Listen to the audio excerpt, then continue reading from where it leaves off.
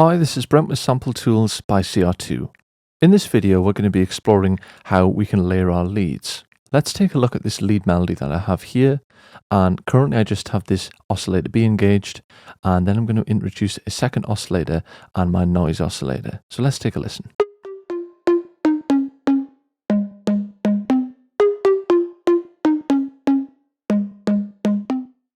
Okay, and let's introduce this second oscillator and the noise oscillator.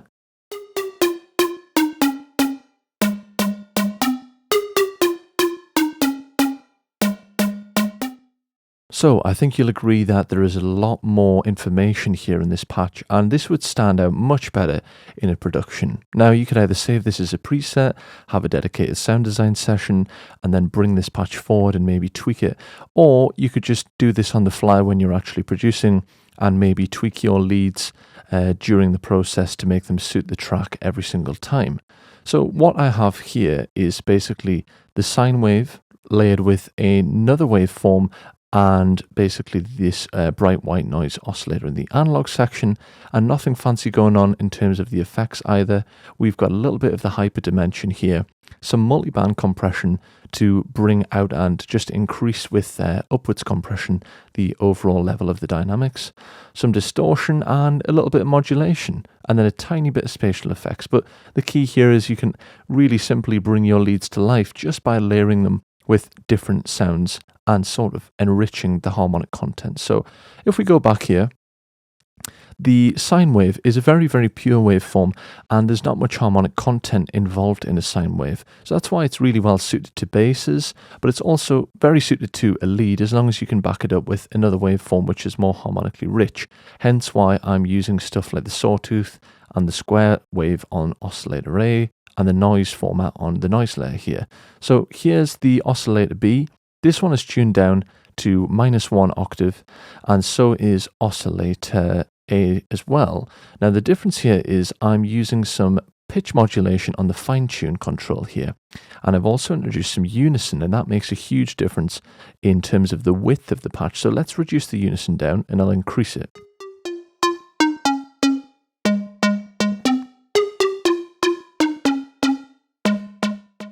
So what we get there is we get the detune effect, and we can control how strong the percentage of that is here. And these two yellow ones in the center are our main stereo image, and we can reduce the blend of them so they're dead stereo, or we can again blend them further out so they're more affected by the detune. But the point is here that this single oscillator is making the patch sound a lot wider, maybe perhaps a little bit more analog as well, and there's actually no filtering going on here either. Then when we introduce the noise oscillator, I'm using an LFO again to trigger and modulate the level here so that it reacts to the MIDI information.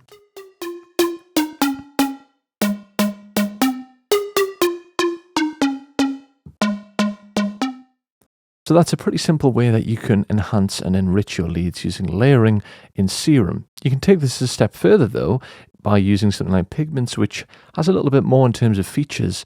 And we can use stuff like additive synthesis as well as granular synthesis. So here we're going to dive in and create a patch from scratch. I'll just type in default. And this takes us back to the most basic preset. So again, I'll start with a sine wave. Let's pitch this one down.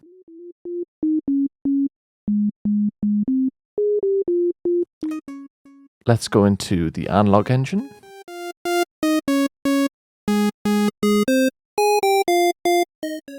And introduce some unison voices.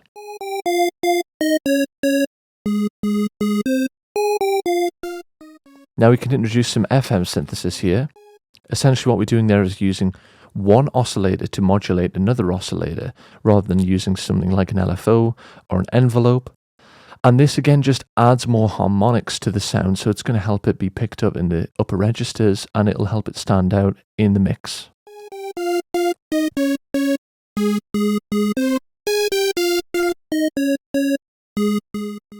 Now if we come to the utility engine,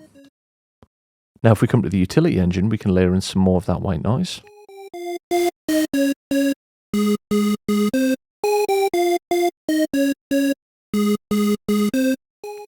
And we'll head into the effects. One of the things I like to do the most is add a upwards sort of multiband compressor, and this just gives it that really polished sound.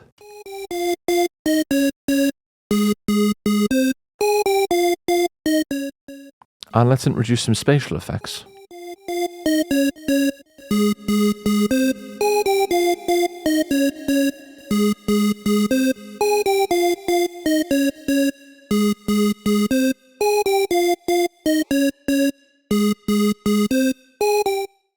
So again, there's another super simple patch, and we could continue to take this further. So for example, instead of layering the analog engine, we could maybe use something like the harmonic engine here.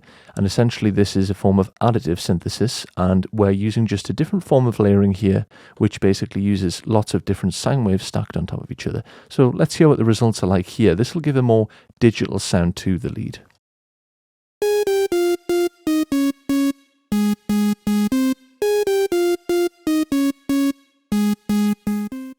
And finally, we could head into the sample layer, and we could use a sample in accompaniment with the wavetable and the noise oscillator. Let's have a look at what we have here. So we've got a piano and keys folder, and we have a synth pad, synth bass. Let's go to the keys folder, and let's use something like a dulcitone. And the reason for this is this has a very organic sound to it. Let's see how this layers with the sample from before.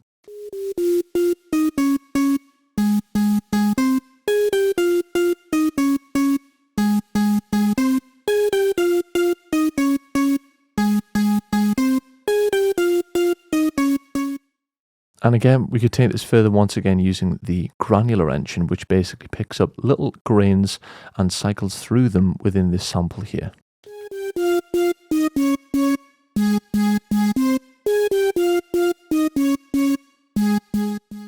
So you can hear how that granular engine has changed the envelope, the ADSR of the sound. But the key here is just mess around and layer your oscillators with different oscillators and different waveforms. Try things like noise oscillators, FM synthesis, additive synthesis, adding in textural things like granulators. Saturation and distortion is always great, as well as upward compression and multiband.